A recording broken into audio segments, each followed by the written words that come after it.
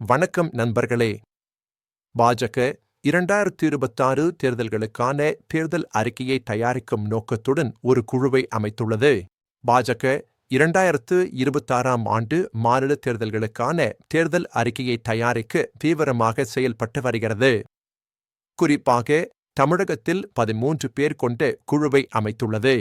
இந்த குழுவுக்கு முன்னாள் மாநில தலைவர் தமிழிசை சவுந்தரராஜன் தலைமை தாங்குகிறார். VP. Duraisamy, KP. Ramalingam, P. Kanagasabapathy, Rama Srinivasan, Karthiyayani போன்ற முக்கிய தலைவர்கள் இதில் உறுப்பினர்களாக உள்ளனர்.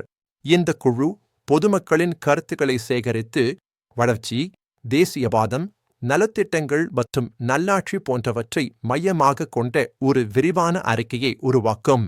இது பாஜகவின் தேர்தல் உத்தியை வலுப்படுத்தும் என எதிர்பார்க்கப்படுகிறது. செய்தி டெஸ்கிலிருந்து வணக்கம்.